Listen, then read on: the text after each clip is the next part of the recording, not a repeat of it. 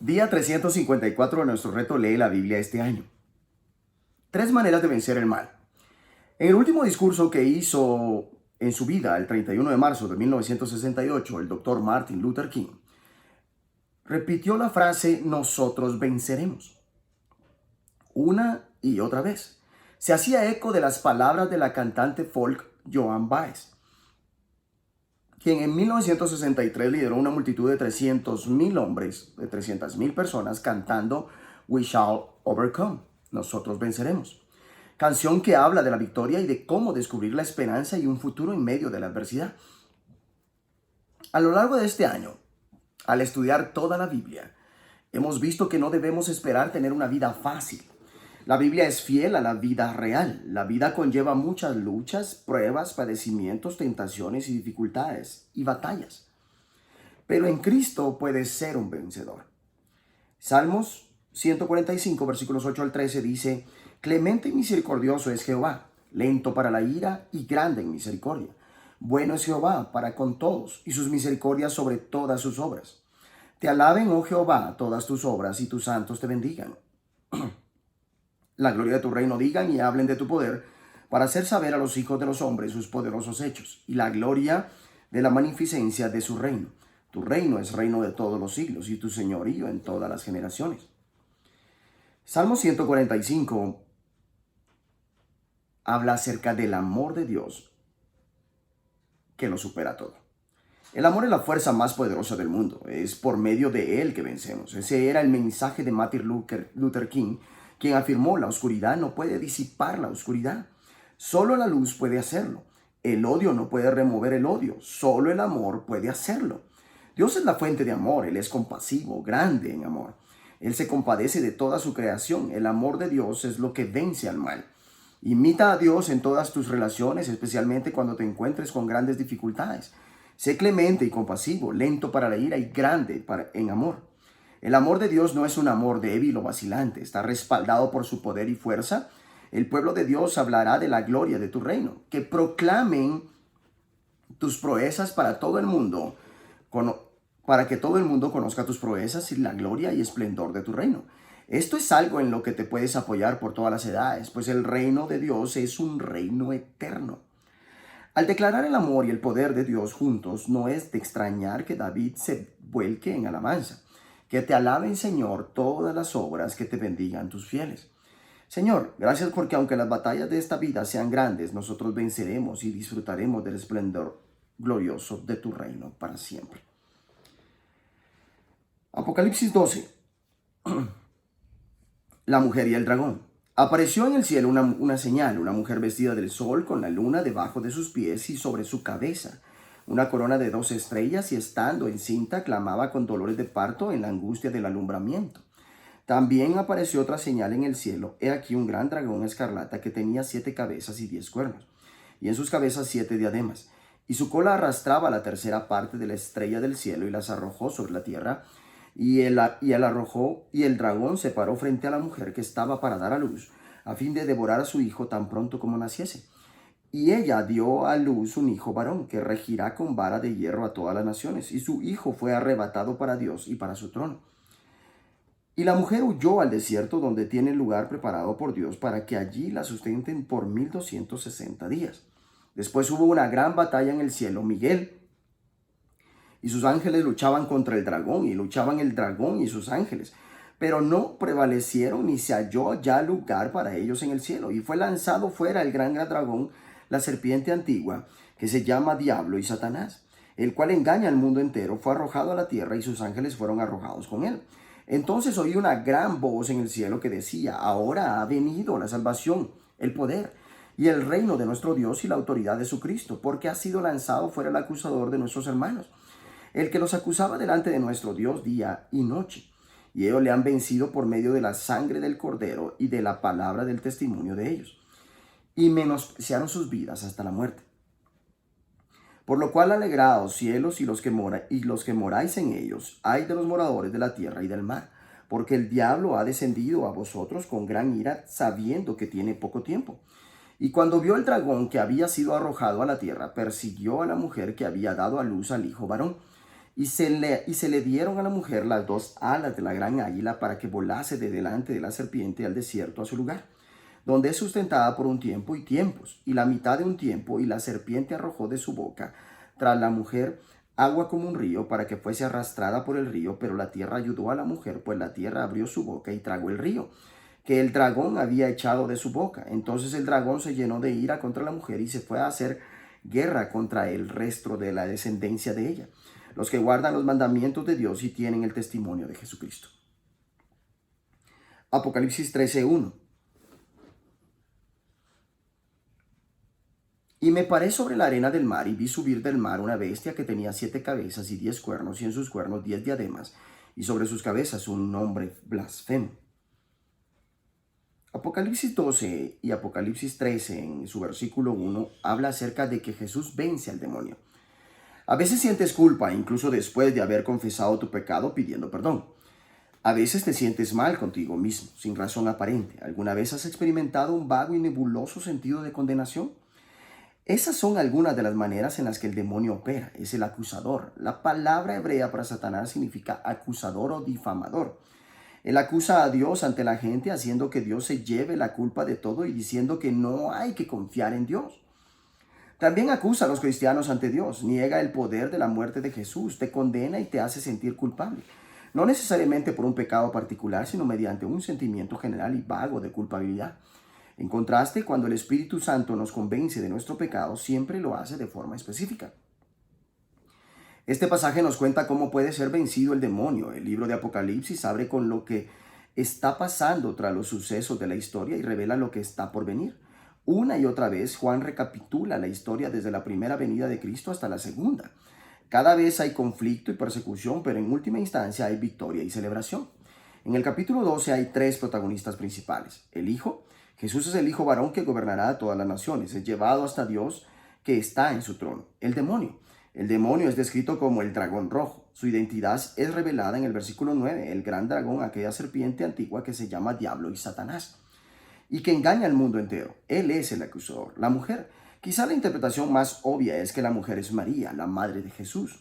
Otras interpretaciones sugieren que es una personificación de la sabiduría, la Jerusalén celeste, la personificación de Israel o la iglesia. Dada la naturaleza apocalíptica del texto y sus muchos niveles de interpretación, puede que represente todas estas opciones a la vez. La mujer está revestida de sol, con la luna debajo de sus pies y con una corona de 2 estrellas en la cabeza. Estaba dando a luz a un niño. Después de que su hijo fuera arrebatado hasta Dios y su trono, la mujer huyó al desierto, a un lugar que Dios le había preparado para que allí la sustentaran durante 1260 días, 3 años y medio. Más adelante leemos que la serpiente intenta arrastrar a la mujer, pero la tierra ayudó a la mujer, abrió la boca y se tragó el río que el dragón había arrojado por sus fauces. Lo que está claro es que al final Jesús vence al demonio y sus aliados. Detrás de las escenas de la historia humana hay grandes e inteligentes fuerzas del bien y del mal. Se desató entonces una guerra en el cielo. Miguel y sus ángeles combatieron al dragón. Este y sus ángeles a su vez les hicieron frente. Al final el bien vence al mal, pero no pudieron vencer y ya no hubo lugar para ellos en el cielo. Así fue expulsado el gran dragón. Junto con sus ángeles fue arrojado a la tierra. Él intenta engañar al mundo entero. Ahora mismo estás en guerra con las fuerzas demoníacas del mal, pero la victoria está asegurada. Ellos lo han vencido. Ellos son la iglesia, el pueblo de Dios que está en Cristo. Él es Satanás, el demonio, el acusador, la serpiente, quien al final será destruido. Lo vences de 3 maneras.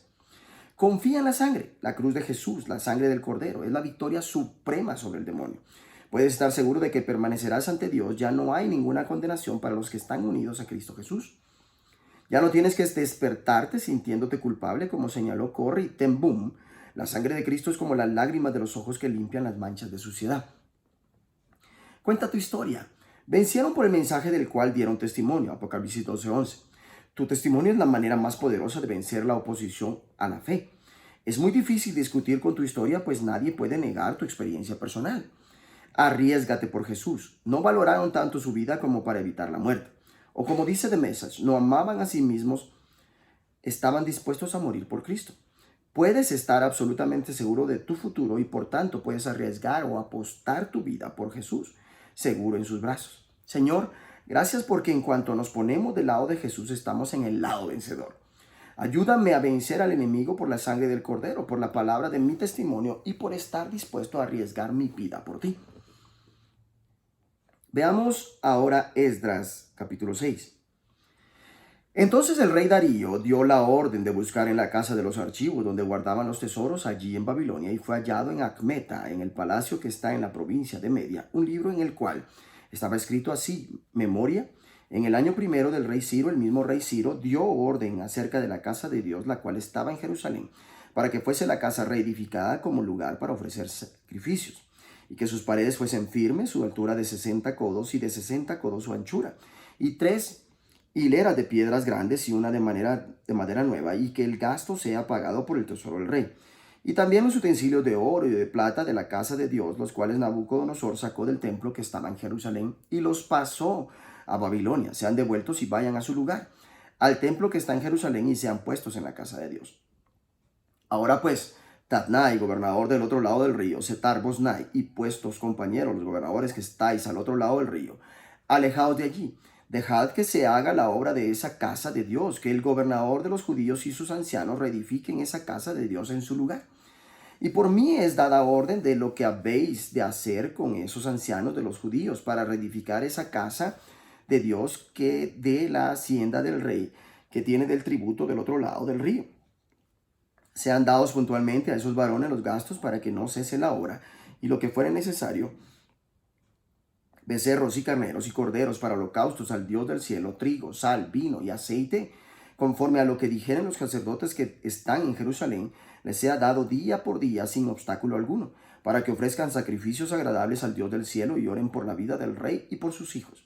También por mí es dada orden que cualquiera que altere este decreto se le arranque un madero de su casa y alzado sea colgado en él, y su casa sea hecha muladar por esto. Y el Dios que hizo habitar allí su nombre destruya a todo rey y pueblo que pusiere su mano para cambiar o destruir esa casa de Dios, la cual está en Jerusalén. Yo, Darío, he dado el decreto, sea cumplido prontamente. Entonces Tatnai, gobernador del otro lado del río, y Setar, Boznai y sus compañeros hicieron puntualmente según el rey Darío había ordenado.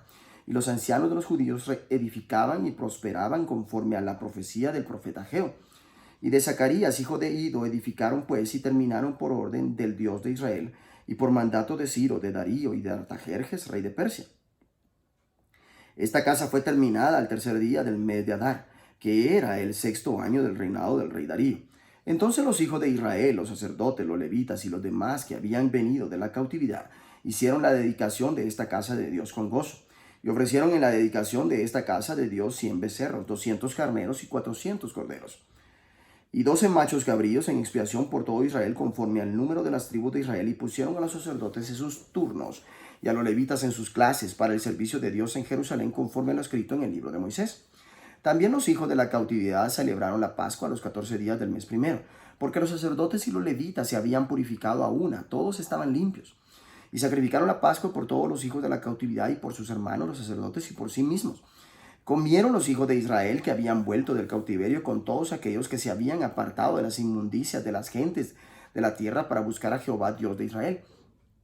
Y celebraron con regocijo la fiesta solemne de los panes sin levadura 7 días, por cuanto Jehová los había alegrado y había vuelto el corazón del rey de Asiria hacia ellos, para fortalecer sus manos en la obra de la casa de Dios, del Dios de Israel. Esdras 7. Versículos 1 al 10. Pasadas estas cosas en el reinado de Artajerjes, rey de Persia, Esdras, hijo de Seraías, hijo de Azarías, hijo de Hilcías, hijo de Salum, hijo de Sadoc, hijo de Ahitob, hijo de Amarías, hijo de Azarías, hijo de Merayot, hijo de Seraías, hijo de Uzi, hijo de Buki, hijo de Abisúa, hijo de Finés, hijo de Eleazar, hijo de Aarón, primer sacerdote. Este Esdras subió de Babilonia, era escriba diligente de la ley de Moisés, que Jehová Dios de Israel había dado. Y le aconteció al rey, el rey todo lo que pidió, porque la mano de Jehová su Dios estaba sobre Esdras. Y con él subieron a Jerusalén algunos de los hijos de Israel y de los sacerdotes, levitas, cantores, porteros y sirvientes del templo, en el 7º año del rey Artajerjes.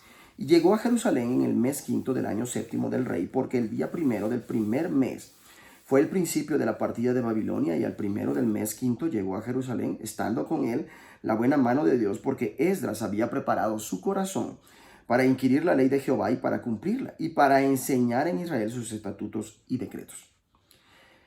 Esdras 6 y Esdras 7, en los versículos 1 al 10, nos está hablando acerca del pueblo de Dios que vence a la oposición. Mark Twain dijo en una ocasión: el diccionario es el único lugar donde el éxito viene antes del trabajo. La visión sin trabajo es pura alucinación. La iglesia no será reconstruida sin la mano de Dios, pero igualmente no será reconstruida sin trabajo duro, compromiso y dedicación.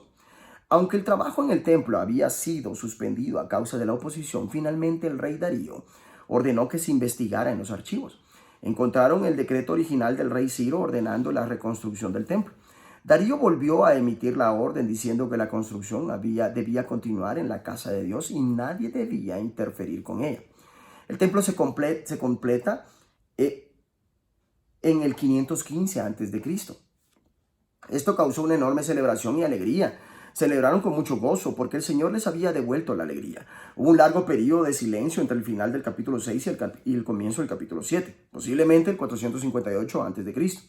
Esdras es presentado como el quien por encima de todos los demás fuera el responsable del establecimiento de la ley para la vida religiosa y social de la comunidad del pueblo de Dios. Después de que regresaran de los muchos años de exilio en Babilonia, Esdras era un maestro y el Señor su Dios estaba con él. Esdras se había dedicado por completo a estudiar la ley del Señor, a ponerla en práctica y a enseñar sus preceptos y normas a los israelitas. El estudio de la palabra de Dios sin acción no sirve para nada.